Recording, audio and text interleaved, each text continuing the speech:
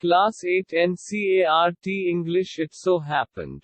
Chapter 9 The Comet, Part 1. Before you read, a new comet has appeared in the sky and is heading straight for the Earth. A head-on collision, which is nearly unavoidable, will mean the end of life on this planet. Scientists and religious leaders react to this situation in two different ways. What happens to the comet? Now, let's start. Part 1. It was a moonless night in December. A burst of cool breeze from the window was enough to disturb the sleep of Andrani Debbie. Half awake, she felt for the adjoining pillow, although she knew the answer. Dattada was not there, so he has gone to hobnob with that wretched Dibya. At least he might have bothered to close the door. Even as she muttered her complaints, Andrani Debbie could not repress her smile. She knew how utterly oblivious her husband was of the practical problems of living. Didn't his doctor tell him to take special precautions against the cold? But he wouldn't remember to put on a sweater even if it was lying on his bedside chair. How could he when Dibya had put her spell on him? She picked up the white woolen pullover, wrapped herself in a shawl and made her way to the roof, to break up his tete-a-tete with Dibya. She found them both huddled together eye to eye. At least Dattada was looking into Dibya's eyes. When Dattada acquired this telescope, he was so thrilled that he called it Dibya Chakshu, divine eye. To Andrani Debbie, the telescope was like a designing woman who had ensnared her husband. So she just called it Dibya and the name stuck. To Dattada, the telescope marked the fulfillment of the ambition of a lifetime. As an amateur astronomer, he had longed for enough money to buy a good telescope and for enough spare time in which to observe the heavens. He got them both when he retired with ample money. The telescope was duly installed, and long were the dark nights that Dattada spent in stargazing. At least Andrani Debbie thought so. Here, put on this sweater, or do you want Naveen Babu to order bed rest tomorrow? Like every other amateur astronomer, Dattada had a secret ambition that he would one day discover a new comet. For comets can be new, coming as they do from the remote corners of the solar system. Like planets, comets also orbit round the sun, but their orbits are highly eccentric. So once in a while a comet comes close to the sun. It has a longish tail that is lit brilliantly by the sunlight, and then it recedes into darkness, not to be seen again for years, or for centuries. What chance did he stand with his 8-inch Dibya? Didn't professional astronomers have gigantic telescopes? Dattada was optimistic. He knew that the professionals with their pre-assigned programs would be looking at faint stars and nebulous galaxies.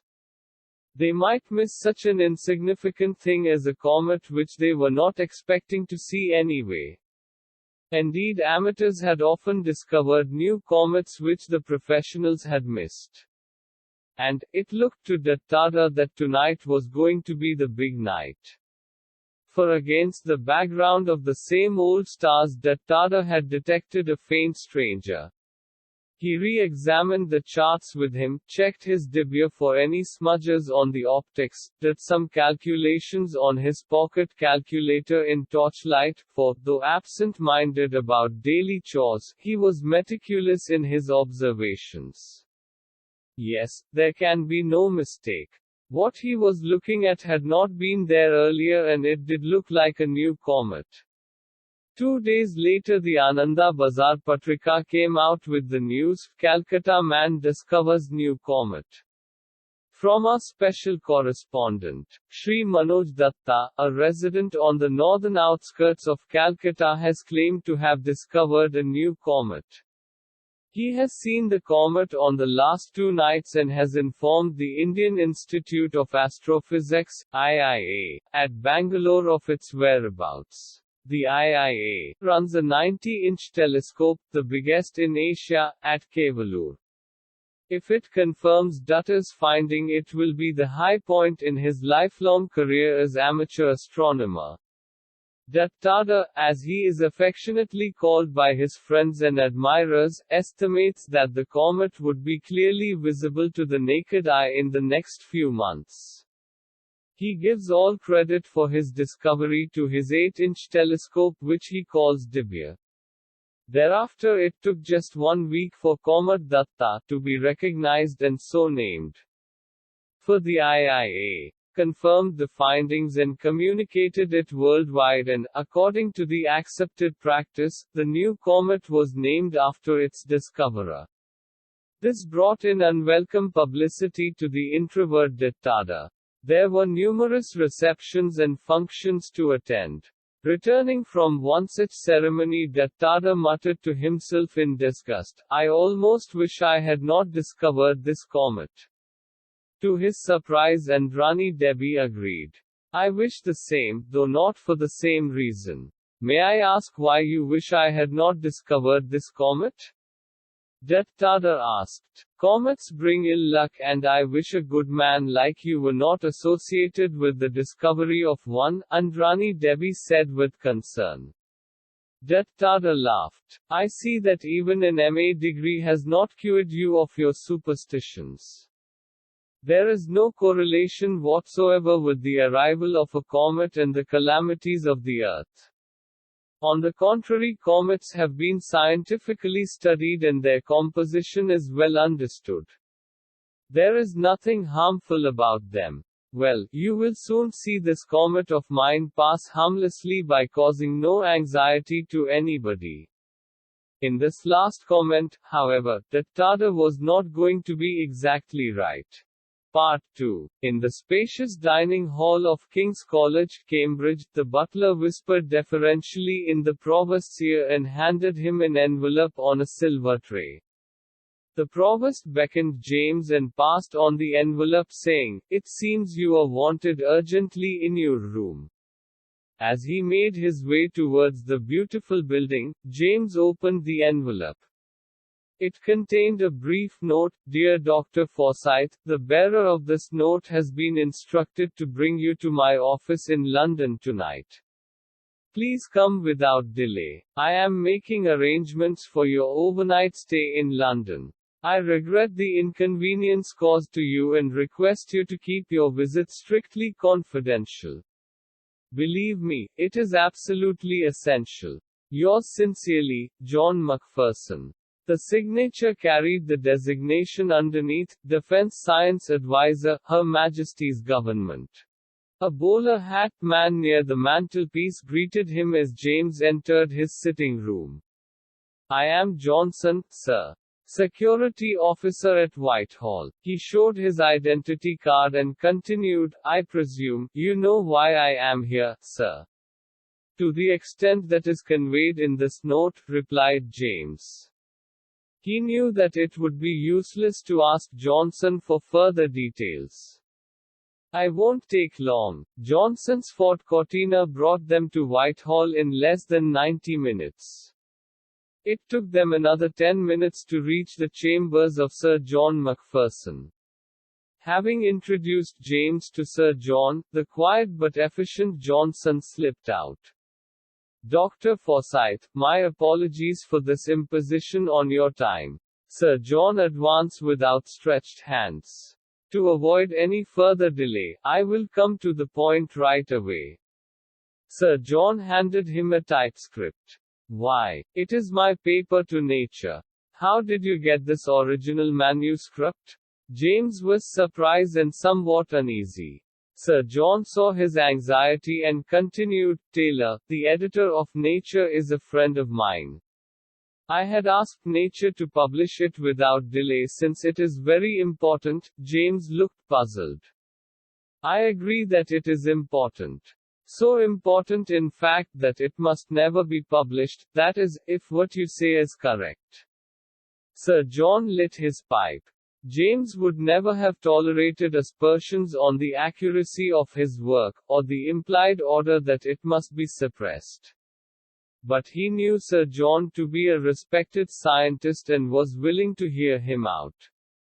Please do not misunderstand me, Dr. Forsyth. I met Taylor today at lunch in the club where he showed me your paper. I still retain enough interest in astronomy, you know, and he asked for my opinion before sending it to a professional referee.